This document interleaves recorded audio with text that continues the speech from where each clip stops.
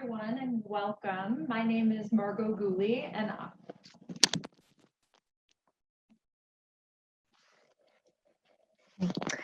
hello, everyone, and welcome. My name is Margot Gooley, and there we go. A little screen sharing malfunction there for a second. My name is Margot Gooley, and I'm Director of Program Development at the Humphrey Group. I'm joined here by my colleague, Shalima Cambridge. Hello. And we're thrilled to be here to lead you through our fourth public webinar on the topic of leading authentically in changing times. Before we dive in, a few Zoom housekeeping rules to help you engage with the hour that we have together. Right now, you're all muted, and you will remain muted for the duration of the webinar. But that doesn't mean we don't want to engage with you. Please use the chat to submit questions, comments, and just generally have an ongoing dialogue with us throughout the webinar. And to do that, change your chat setting right now where it says "to" followed by a colon. Change it to all panelists and attendees. And that means that everyone in the webinar, as well as me and Shalima, will be able to see what you're chatting. And you can just test it out now by telling us where you're joining from. I'm joining from sunny Toronto, and Shalima's in Vancouver. So you use the chat to engage with us, and you can put questions in there. I'll be monitoring the chat as Shalima goes through the content. And I'll also be monitoring the Q&A. So any question that you might have that you'd like to submit through the Q&A, go ahead, and we'll either answer those live or actually type an answer in the Q&A. If you'd like to submit a question anonymously, you can use the Q&A to do so. There's a little box that you can tick in the Q&A that says submit anonymously, and your name will not appear next to that question to either us, the panelists, or anybody else. It won't be viewable. Please do note, though, that anything you put into the chat is being recorded as part of the recording of this webinar. So the chat does appear alongside the recording as a public record of everything that happened in this webinar. So the chat is public, treat it as such, and let's use it to engage.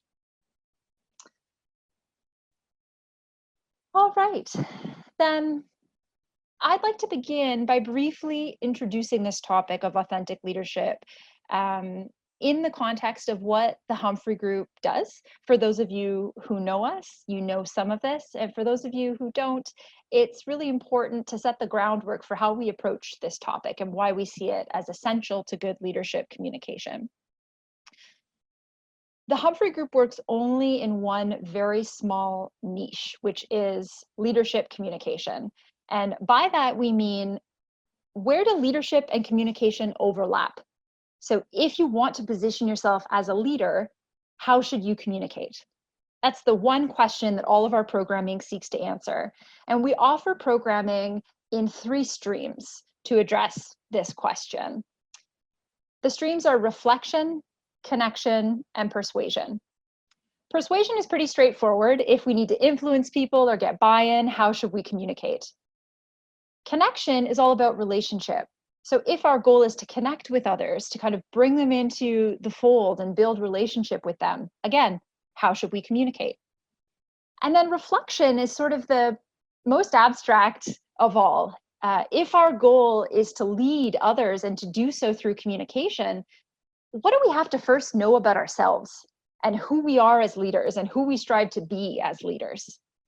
So this is the stream of leadership communication that we're in today when we're thinking about authentic leadership and what it means to lead from a place that is true, from a place of authenticity, or to lead in a way that feels real and sort of true to who we are as humans.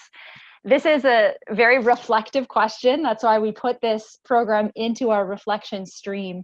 And Shalima will be here to lead us through this complex but yet essential question. Over to you, Shalima. Well, thanks, Margot. And I want to reiterate what Margot said earlier in that this is interactive. So we want to hear your thoughts, get your insights, because it's really going to help shape how you're thinking about what we're talking about, but also help others as well. We know that over the last few months, change has occurred at a rapid rate. So much so that for many of you, the way in which you're currently working, interacting and engaging with people in your organization may look very different than what was standard just several weeks or a few months ago. So I'm curious to get this chat started. What are some of the most significant changes you've experienced or challenges you're experiencing right now in the way that you're working due to COVID-19? And you can share those in the chat. We can reasonably expect that things will continue to change. While things are starting to open up, we may not ever really get back to what was considered the norm. New norms will continue to evolve as we navigate and respond to our current conditions, both in facing COVID-19 and as we start to see new ways of working are possible. Integrating new processes, procedures, communication habits, new ways of building organizational culture, and connecting with the people that we work with. What is certain, however, is that the skills that are critical to lead through this change right now will be just as important in getting through current and specific challenges as they will be in the future, when there's hopefully a lower sense of crisis, but yet still the need for change and leadership through that will be required. What we're experiencing right now, though, is acute and is truly highlighting the effect that change has on organizations, employees, and perhaps even yourselves. We know that one of the gravest impacts of rapid change is disengagement. Employees may be feeling a loss of purpose due to having to work with uncertain conditions. They may experience less emotional connection to their work and colleagues, particularly when emotions are taxed from the constant bad news cycle or change and all the situation that we're dealing with cycle, and not being able to be present with their colleagues in the way that they're used to. Building and sustaining engagement, even when crisis is not a factor, is a must-have for thriving teams, organizations, and the leaders within them. The difficulty in doing this is simply being exacerbated by our current environment. So I want to check in now, Margot, and see what has come up as far as the significant changes or impacts that people are experiencing. Well, a lot of people in the chat are talking about the challenges of connecting virtually. So when you don't have those hallway bump-ins or when you don't see people in person and really feel their energy, it's hard to know how they're doing. It's hard to know how you are being received, a couple people have said. And on top of that, many of us are working from home. It seems like many people in the chat are working from home for the first time. So some of us were doing that before, but a lot of people here are saying it wasn't the norm for me. And that line between personal and professional and home time and work time or kind of private life and professional life can be really tricky to negotiate. That was a recurring theme in the chat. Yeah, that line starts to blur. And so the question of being authentic and how you bring that authenticity to your work becomes even more apparent, especially when at home you may used to be able to show up a certain way and slightly change that when you come to work. So now how do you navigate that connection between work and home? Also, just uncertainty of it all and trying new things, working remotely, having to connect with people and build relationships virtually can be a challenge, and really question, how do you do that? How do you show up in a way that you want to in those spaces? Yeah. Now more than ever, we need to lead in a way that encourages others to follow, even through this uncertainty that we're all experiencing and that you have talked about. We do this by creating greater positive interactions and connections, both with the people that we work with, but also to our work. Authentic leaders can do this. And so today we're going to explore how you can lead authentically during these challenging times. And we firmly believe that by learning to lead authentically, you can build the engagement that's needed to thrive during crisis. Over the next hour, we're going to walk through tools to help you do this. First, we're going to talk more about what authenticity is. Then we're going to apply a three-step model for engaging your authentic leadership, beginning with intention, investigating your values and what holds you back from sharing your authenticity intentionally. The second step is impact. The step looks at how you communicate your authenticity and the impact this has. And then finally, adaptation. This will be your strategy for being a more authentic leader going forward. When we're looking at these areas, Shalima, I'll just reinforce that you can send in your questions through the Q&A as we're going through. We don't have to save them for the end. So Shalima is going to be giving us lots of tips and exercises for you to reflect on in the moment. And as you're doing those, please do send your questions so we can customize some of the content depending on what's occurring to you as you're doing these exercises around intention, impact, and adaptation. Wonderful. So first, we define authentic leadership as the practice of cultivating a deep understanding of both yourself and those you wish to inspire, so that you can lead in a way that is genuine. Those who want to lead authentically must make their values and beliefs central to the way they behave, embrace who they are, and be willing to show this to others. This is critical in building engagement and trust, both right now as we navigate the uncertainty of change and into the future. The trick is that inspiring others through accessing the power of your own unique character requires a balance between authenticity and being audience-centered. Authenticity and understanding yourself is only half the question. The other half requires you to connect with your audience and understand who they are as well in order to communicate and inspire them. So as I go through this next matrix, I want you to think about the types of situations where you have been aware of this fine balance between authenticity and being audience-centered. Perhaps situations where you swing too much one way, and what has been the impact for you or perhaps your audience on this in communication? You share these in the chat. You might experience different situations, states, environments, or even people that influence your levels of authenticity and audience-centeredness. For example, there may be times when you're feeling highly authentic and highly audience-centered. This is right at the top. This is often experienced as what many people call flow. You might be speaking about a topic you're very passionate about and are easily able to make the connections to your audience, and your audience is engaged. They begin to see how it's relevant to them. When you're in this space, you're both invested in the content, the experience, and are able to show you care for your audience. This isn't only tied to easy topics though, or things that you're passionate about. It also can have an effect on times that are tough. As many have in the past several weeks, you might have been in the midst of sharing a tough decision that significantly impacts members of your team or even the structure of your organization. While your employees may not want to hear this, you know you've made a sound decision that considers their needs. While the audience doesn't want to hear this, and this is a tough topic, you're still engaged and you're still showing concern and empathy for your audience. At minimum, you would be able to speak about it and the change in a way that they can hear and appreciate your perspective, and know that your judgment is grounded in the value you're putting on their well-being. As we move to the right, you may be able to recall an experience of being highly audience-centered and low on authenticity. This can manifest in a feeling of being a people pleaser or in that people-pleasing mode. Then down at the bottom of the matrix, this describes someone communicating at a low level of both authenticity and audience-centeredness. You might have done this yourself when under stress or pressure or in a highly demanding situation. This is often when you wish you could have said something differently and what comes out isn't what you intended. Instead, you might have an impatient or angry response or reaction and likely wish in hindsight that you had said things differently.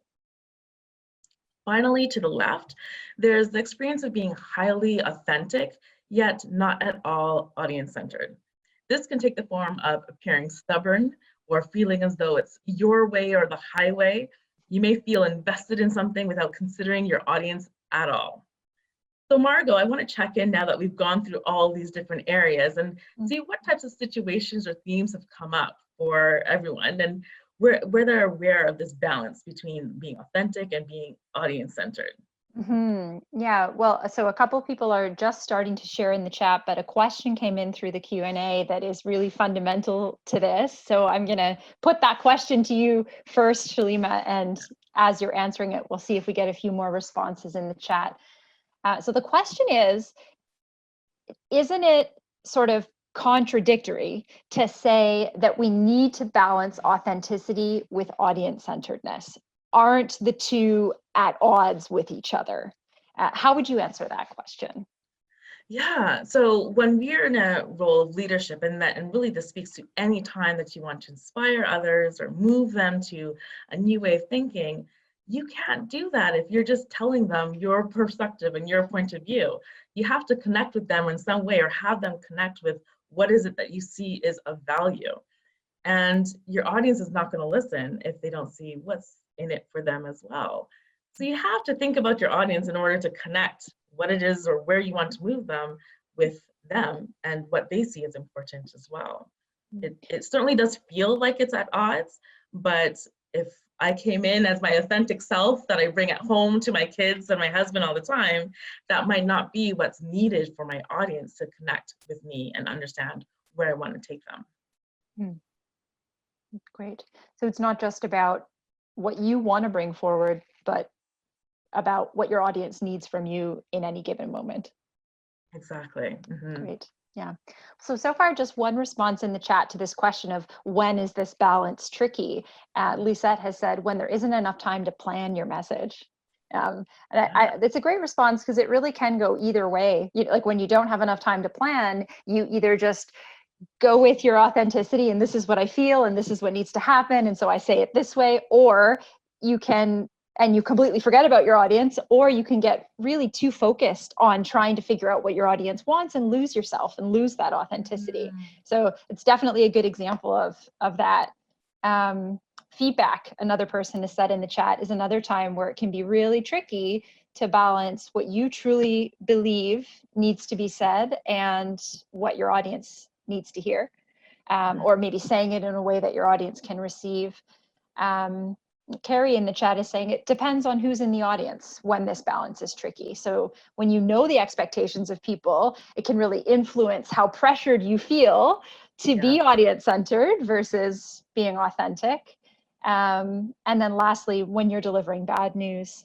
So it's, as you pointed out with your answer about this current COVID situation, when we know we have to tell someone something they're not going to like, whether it's something about their job or the way that they're doing their work, it's never easy to strike that balance that you're describing.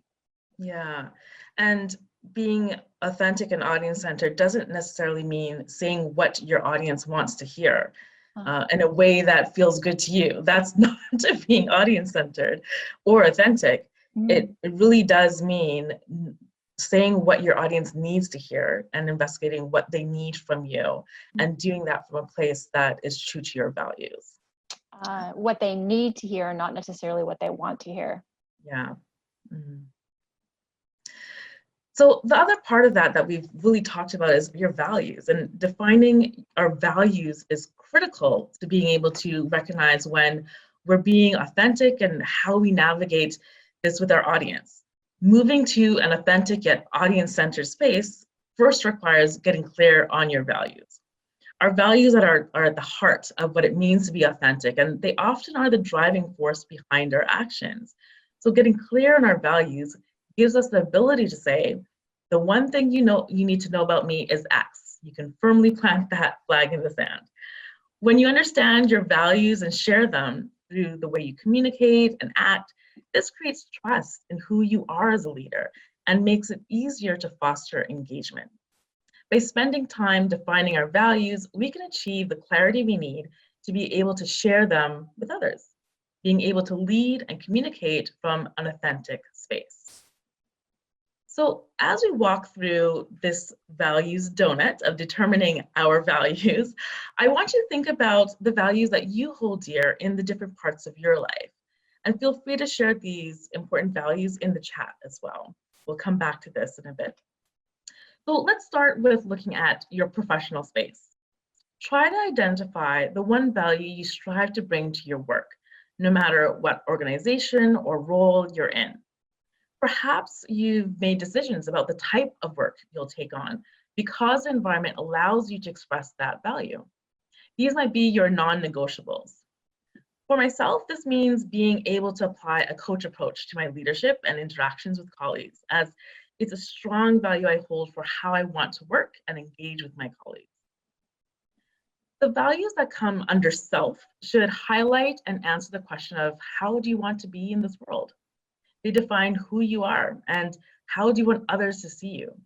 So my example would be the value of inclusion. I value ensuring that as I walk through the world, I create space for all voices and experiences to be heard. The third area, community, refers to your social world. Ask yourself, what matters most to you among your associates, your wider circle of friends, your faith community or cultural group, perhaps in your neighborhood? One thing that has certainly come up for me during this time is the value of service. And I hold this really foremost in my space of community. And it's been shown in the way that my neighbors really have joined together and taken care of the more vulnerable people in our community, in our neighborhood, going out to run errands for them and see what they need so they don't have to leave the house.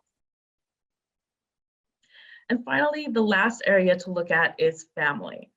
Ask yourself, what is important to the way you function among those that are closest to you?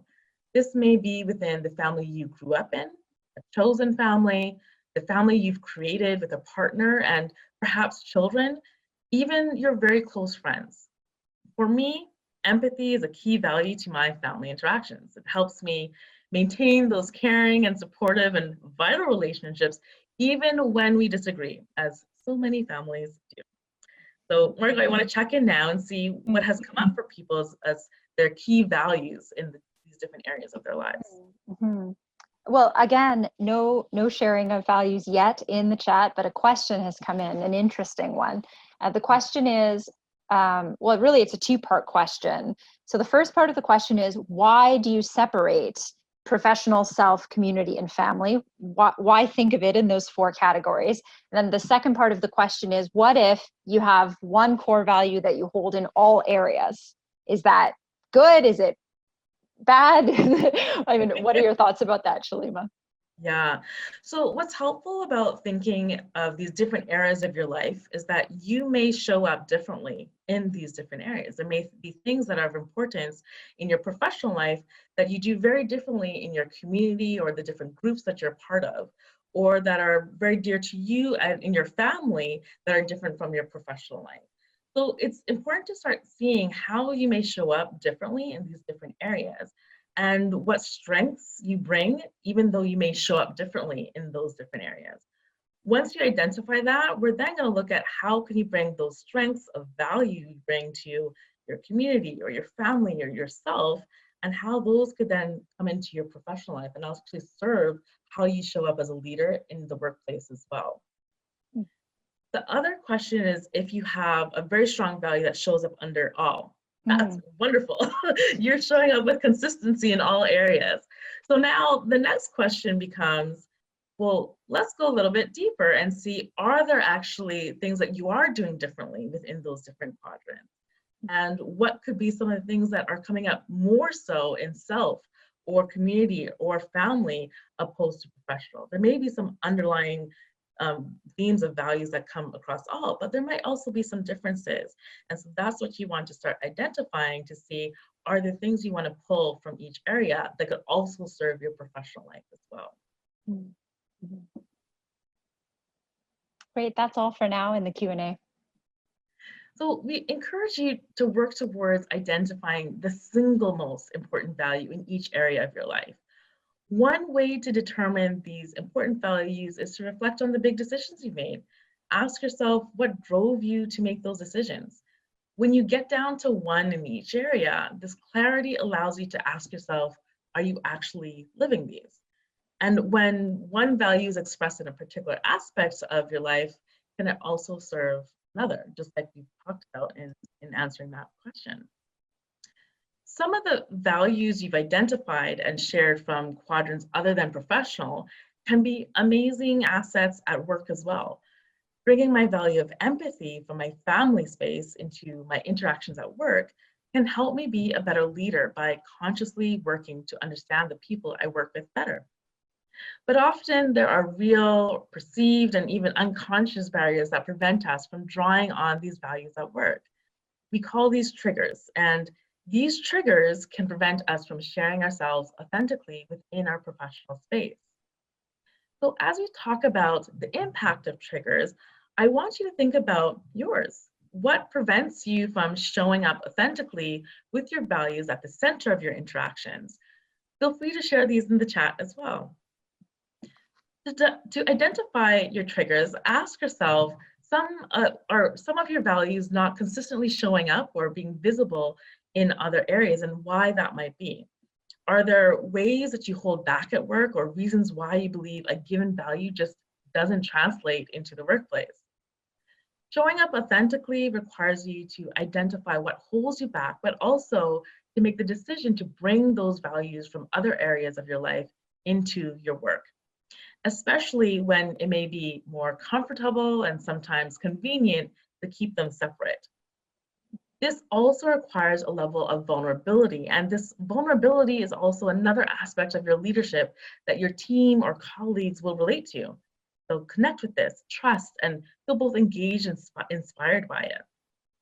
So let's work to cover some of the areas to be vulnerable in and the triggers that may prevent us from acting with the intentions that are centered in our values. I want you to think about how you would complete either of these sentences using one of the values you've identified and a situation where it's difficult to express it. For example, I might say, I find it hard to show empathy when I'm stressed, or I find it hard to be inclusive when my environment is impersonal. Both of these triggers can prevent me from showing my number one value of inclusion in the workplace consistently, and from expressing more of the important value of empathy for my family space within my work environment. As I take a deeper look, I might also recall that early in my career, I had a well-meaning mentor tell me that I shouldn't bring anything talking about my family into the workplace.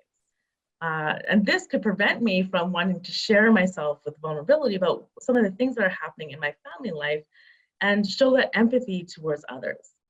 But by sharing and opening up about the challenges I'm facing, that also creates a space for others to share as well, making it both inclusive and allowing me to show my value of empathy. A question's just come in about whether there's any research that supports the idea that authentic leadership is better than other forms of leadership. And I'll answer that question. Yes, there is. The research shows that authenticity is one of the best ways to create engagement. And we know that when engagement is high, teams perform well, businesses perform well. So we're sort of thinking about how authenticity can be used to build that kind of engagement. So I think it sort of goes to the point. I interrupt Shalima with that point right now because I think it supports what you're saying here about kind of giving other people permission to live their values when you live your values. And then we create that kind of connection with the people we work with, and it builds engagement, which supports performance. Absolutely. And to your point, Margot, employees that rate their managers as more authentic also show higher engagement as well. So, and are more happy and more successful. So these are things that you want to consider in how you're showing up and why authenticity is so important in your leadership. Mm. And so when we're looking at how triggers can impact that, if I let my triggers intervene and hold me back from showing empathy or connecting with others on my own challenges, the unintentional behaviors that result in that are me being closed off, me being more private, ignoring the cues that a colleague is dealing with other specific challenges or need to make a change in their conditions. So not only am I closing off that engagement, but I also then can't take action because I don't know what's going on for them. They're not opening up either. Recognizing my triggers and choosing to be vulnerable and lead with my values at the center of my interactions not only creates the space for others to share and the opportunity to learn about their needs, but also the ability to act on that understanding. creating more trust and engagement, which builds a very different outcome than me deciding not to share at all. But I have to take the first step as a leader, whether or not I'm dealing with stress or the environment that I'm not natural to. I need to take that first step to open up. It's an opportunity for me to choose to lead authentically and to create a space for others to engage and be authentic as well. So, Margaret, I want to check in as well on some of the themes that may have come up around triggers or any specific values versus triggers that people have shared or have insights on. Yeah, so I think there's a couple implied questions in some of the comments people have shared in the chat. So I'll draw those out. I'll put it to you as a question, Shalima. So if, for example, I find it hard to live a certain value when my environment is at odds with that value. Now, this is a question that people ask us all the time. What if I've got great clarity about the values that I want my leadership to kind of come from or be fed by, but the direction of my own leader or maybe the organization as a whole is not in line with that value? What do you do? Yeah. Like what takes precedence? How much should you compromise? Yeah, so I mean, the first question comes, can you be audience centered in how you share that value? Is there a place in between where you need to match what your audience needs and what is it that you want to communicate? Then if you're getting to that point where, okay, my audience needs a completely different thing than I am able to facilitate, then you have to question, are you in the right space to do that? And do you need to create a different space that allows you to be more authentic? Yeah, it's a hard one, but sometimes it's a question as to, are you in the right space to be able to lead authentically? Yeah, that's your answer reminds me of an example that came up once when I was teaching this program where someone said, I have this value of creativity, but I find it hard. It's my self value, this person said. And it's part of who I am in the world. And, I do these things outside of work that feed that creativity, but I work in finance and, no creativity in finance, that would be a bad thing, right? I am not getting creative with the books. And so this person said, I find it hard to live that value when my environment is work, full stop. Yeah. I find it hard to bring that value into work. And, you know, we discovered through conversation that there are different ways values can show up that might not be obvious at first, so that value of creativity doesn't have to mean, you're taking a completely different approach to the work than your leader wants you to, or that you're changing the whole process or changing systems or anything like that. Can be a creative problem solving approach. It can be creative in the way that you're building relationships with people. So sometimes our values can show up in ways that are unexpected, even if it seems like they're at odds with either the job that we do or the values that our leaders hold. Absolutely. Any other thoughts or questions that are coming up? Oh, well, what would you recommend, Shalima, if someone is getting direct opposition to a value that they hold from their leaders? So it's not just this perceived situation where the leadership direction is not aligned with what you would do, for example, but maybe you are getting opposition explicitly from your leader to a value that you hold. What would you recommend to people there? Yeah, and so one of the things that we talk about is really identifying what is most important to you in that moment. And so you may hold a certain value about how you express yourself, but is that of importance when it comes to your work? So you have to, while we talked about bringing those strengths into your work, you also need to evaluate, well, is it actually going to be a strength in my work? And if you feel it is, and that opposition is there, part of it is asking questions to find out where this is coming from, understanding where that opposition is coming from so you can better understand it for yourself. Is there something that you actually could understand from their perspective? And you can't do that without asking questions and finding out where it's coming from in the first place. And then the second thing is, if it is just completely misaligned, then it comes back to that question of, is it the right place for you? Is it the right place for you to be communicating and interacting and leading? Great. That's all for now in the chat. Thank you. Great. When we think about what is at the core of our triggers, it may be fear or insecurities or bias or old beliefs. In my example, it was advice that was given to me in the past that was likely rooted in an unfair experience of being judged. And so this could take hold and then really exacerbate these triggers. So it's really important to find out where they're coming from in order to be able to identify what they are. These are also very real triggers that our employees are also facing right now, and perhaps your colleagues, the people that you're working with. And so now more than ever, they need you to be aware of your triggers and self-regulate how you act so that you can communicate and lead with intention and authenticity. You'll never be able to remove all your emotional reactions and triggers completely, but you can apply techniques so that when we are triggered, we are able to still live by our values, taking definitive action to shift your mindset when triggers are activated. So I'd like to know from you, what do you do to shift your mindset or perspective when faced with triggers you identify, such as fear or insecurity or even challenging people? What do you do to shift that mindset?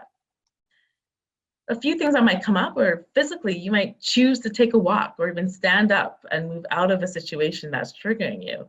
Striking a power pose can shift your perspective at times as well. You could also consciously shift your mental state by choosing to assume positive intentions, especially with people that may be a source of a trigger. Or you could use active listening to fully engage in conversation and create the empathy needed to move past triggers. Perhaps really asking those questions of those that might oppose your values to find out where they're coming from and underneath that. Another strategy for preventing triggers from intervening at all might be to set up your interactions in a way that preemptively helps you to manage your emotions. This might be adjusting the times you hold meetings, knowing that in the morning you're much more engaged versus in the evening where it's harder to engage and you may be prone to reacting versus really responding with thoughtfulness and intention. So Margo, I want to check in and see if any other strategies have come up from people as well. Yeah. Lisette has said simply breathing, taking a moment, take a deep breath, pause, and then continue. Amy has said, ask yourself if you're telling yourself a story and compare that to the facts of what is happening. And then reiterated your point about assuming positive intent, taking a break, and coming back to revisit and seeing if you see the situation differently after you've had time to cool off. And also learn when to just take yourself out of the situation, because there is a difference between communicating your emotions honestly and acting unintentionally, right? So knowing when you've crossed that line and being able to remove yourself from that situation. Asking yourself if you're reacting versus truly understanding. That's a nice way of putting it. Yeah, one person has said. Try to stay focused on the bigger picture, not getting sort of caught up in these sometimes daily things that can send us into different emotional states. Exactly. And I love the suggestion of asking yourself if you're telling yourself a story. And I'd also take that further to ask others if you're telling yourself a story. Sometimes others could be a really great sounding board for seeing things from a different perspective. Do you need a completely different shift from their perspective, an audience perspective, for example, in order for you to see it differently as well?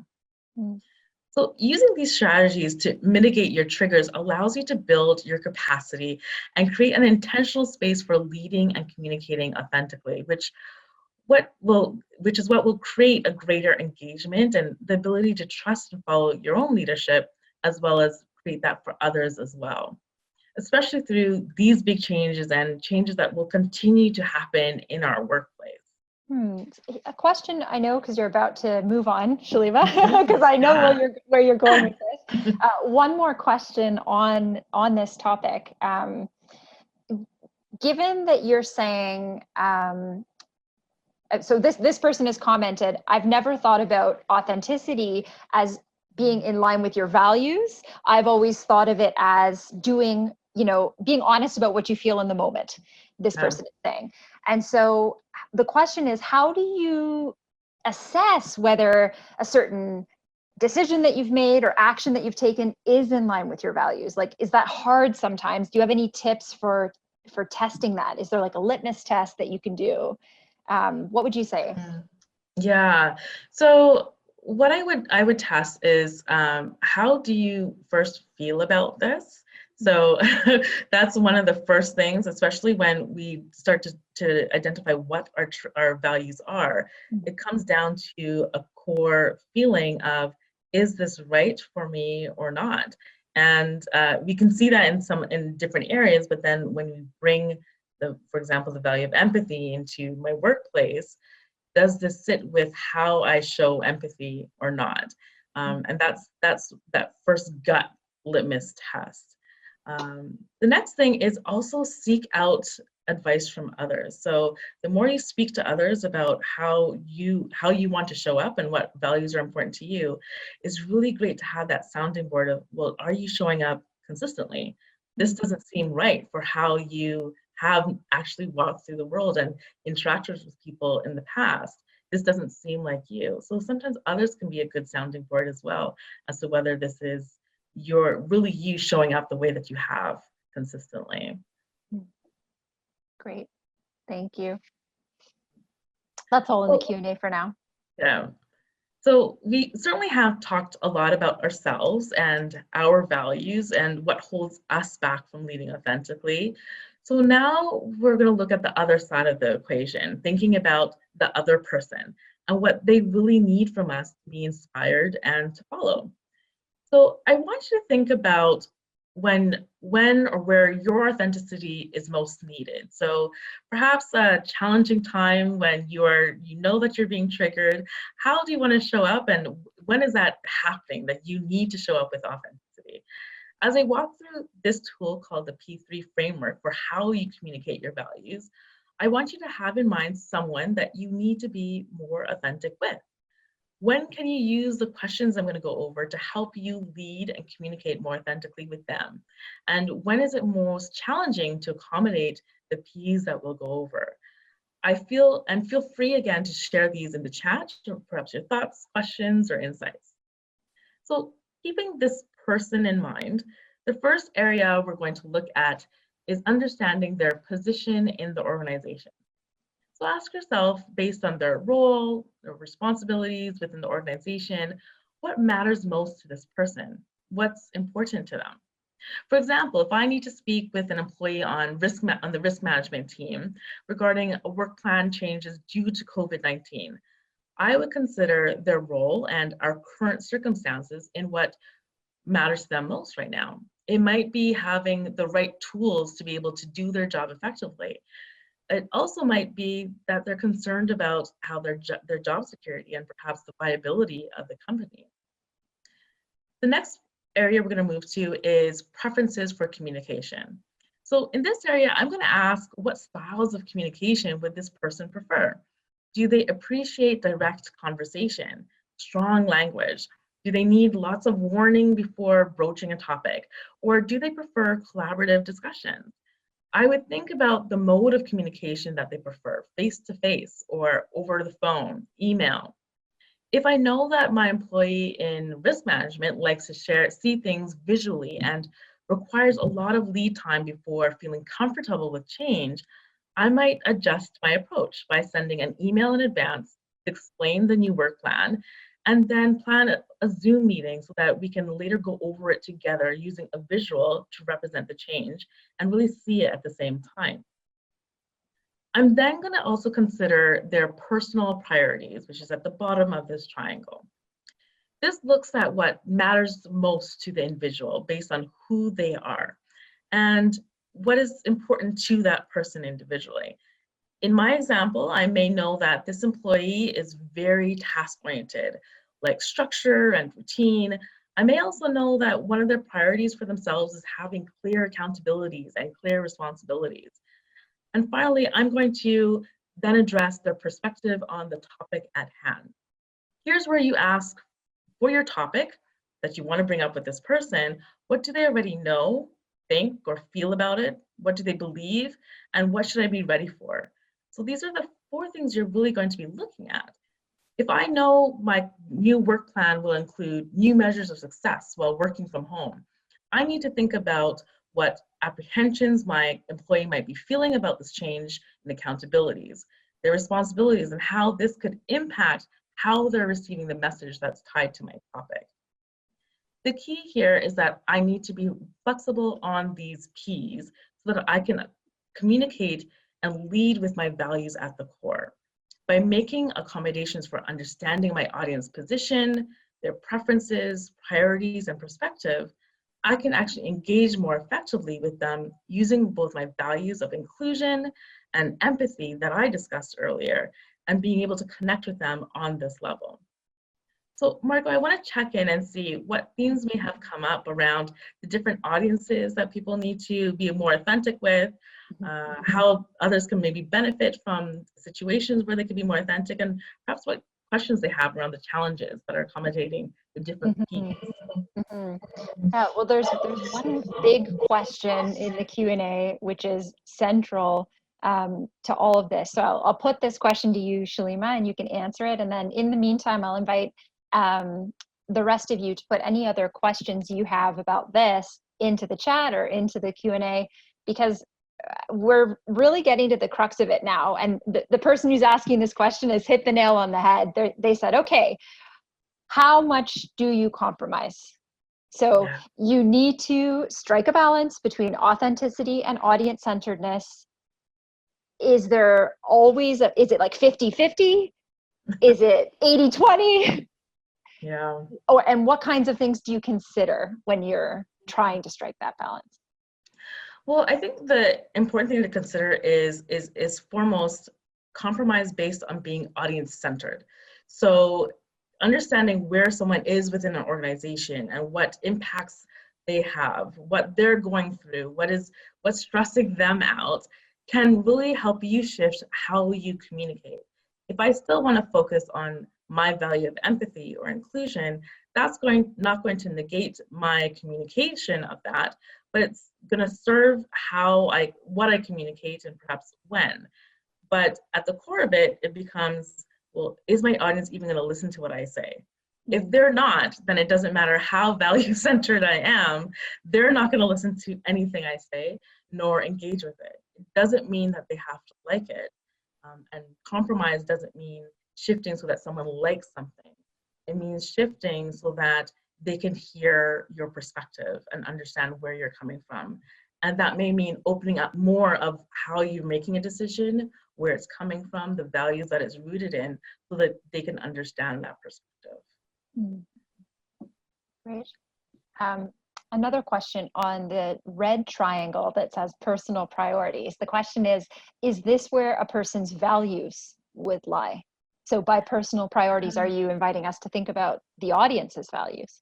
Yeah, absolutely. So just like we have done the work to think about our own values and what we want to communicate, we then now have to think about who our audience is and what they see as important. How does this match? And perhaps can I speak to a topic in a way that matches what they value so that they can actually hear what I'm saying and relate to it in a different way? Okay. Next question. Lots of questions on this topic. This is where we always get questions because, like I said before, this really is the crux of it. It's all good to understand yourself, but when we're thinking about the impact of bringing that forward to other people, there's always lots of questions. So this question is, what about bridging two employees, both strong in their own ways, but with very different styles? So one maybe is more in the box, the other outside the box, this person has said. So if you feel like you need to choose sides or you're asked to be that bridge, how can you do that authentically, I suppose? So if you're the middle person. Yes, I think so. Yeah, I think so. Okay. Okay, so what I would suggest is then deciding how you want to what are the values that you hold that govern how you interact with others, because that's going to set the playing field for how then you're going to bring both of these different ideas, different people together. You can be that central factor in how they connect. It's also important then to spread out that audience centeredness. So what is important to that person on the right, and what is important to the person on the left, and asking them for feedback. So the more that you share what is that like level playing field for you, the more that they're going to be able to share what is important to them. And so you really have to be that active listening facilitator, basically, so that they can share more of what is behind their decisions, what's more behind why they have a particular perspective. And the more of that they share, it's easier to understand where the common ground is. But if people only share their decision and not what's behind that, you're not going to be able to find common ground. So a lot of the times it's more around creating a dialogue to find out what is behind decisions versus deciding which one is right. And the Right, more inside the box dialogue. or outside the box. Exactly. Right. Yeah. Okay. Could you provide a few more examples of what a good balance between your authentic self and being audience centered looks like? So, a couple more examples of how you achieve that balance, or what that balance looks like. Hmm. Yeah, so I mean, I can give myself as an Yeah. example. Mm-hmm. So a really simple one for me is that I have a family at home and I need to show up one way for them. But throughout my career, I have been told by different mentors that it's important to leave that at home, or even some of the cultural values that I hold growing up in a family that is an immigrant family. And so when you don't bring that to work, and some of the things that you've grown up with that are important to how you interact and how you see yourself and how you see your leadership or your value as an employee, it's really hard to not be able to share that with others. And so what we call this is covering. It's really covering who you are in the workplace. That could be exhausting and tiring, because then your colleagues don't really get to know the true you. And some of the strengths that my family has taught me as a child are actually really integral to how I work and how I see my work ethic. But if I'm not talking about where that came from, that's not going to connect with other people in the workplace. They can see me as this person that shows up in the workplace, but not understand where it comes from. So So, I just want to dig into that a little bit more. So like, let's say that person who told you, work life separation is really important. Now you don't agree with that personally, Shalima. So you want to be true to your values, maybe the values that you hold in family or in self, in those two categories. You want to be true to those, but now you have to bring them forward in an audience-centered way. How would you do that? I think that's exactly what this person is asking. Yeah. So for me, that would look like connecting on sharing what challenges I may face due to having a family and working regular hours in the workplace, and now homeschooling at home when things are in our current situation. But then also deciding how can I share that in a way that provides value. Perhaps there's strength in understanding how we're balancing things at home. Perhaps there's strength in sharing, understanding, how we can multitask based on the different ways of the different things that I'm experiencing. Also, if one of my values is inclusion, if I'm not sharing how I've grown up and how that has influenced what I see in the world, then I don't open that space up for others to share as well. And you're creating a space that closed off. So a lot of it is around sharing what my experiences are, so that others can then share their experiences and be more comfortable with creating that inclusive space. Great, thank you. I can provide another example here. I'll provide a personal example of something that really addresses a value that I hold, which is rigor. I'm a former academic and I love information. I love database decision making, and I really want other people to love information and rigorous use of information in decision making as much as I do, and not everyone does. So but that's a value that I hold. I believe it's valuable to the organization, so I want to be true to that, but I have to bring it forward in an audience-centered way. So I have to think, okay, position in the organization, maybe when I'm talking to the CEO, he doesn't need all the details, right? Or preference for communication. If I know someone is overwhelmed by details, maybe they don't want, the report in advance. They just want the bullets. Or personal priorities. If somebody's personal priority is simplicity so that they can carry that research forward to the client in a way that's very simple, then I restructure that report so that I'm giving that person what they need in terms of their priorities to their clients. So it's just, I hope those examples help explain this idea of balance. It's so tricky, there's Another way to see it is the dichotomy between extroversion and introversion. So when we think about coming into meeting and wanting to collaborate and think in the moment, these are very extroverted experiences, but you may have people in your audience that are introverted and need time to think about it. So how are you creating a meeting environment and setting up that meeting environment so that everyone can participate and that you can also participate in your best ways as well? So thinking about balancing what those needs are of the people, of all kinds of people that are on your team as well. Great. The Q&A has died down, so I know we're just before the hour. Great. So, I mean, it really comes back to our message that you can build a more engaging in team environment and workplace by being more authentic yourself as a leader. And this will in turn ensure that you can thrive through this current crisis, but also change into the future. The more consistent you are in showing up in your authenticity, the better you can thrive as we continue to change. So I'd like to ask you to do a few things. And first, that's identify one value you are not currently bringing into your workplace and into the way that you work. And simply find a way to communicate that, an opportunity where that's going to be a value to communicate to the people that you're working with. All right. Thank you so much, Shalima, for all of your insight and for this wonderful content. And thank you to all of our participants for joining us today.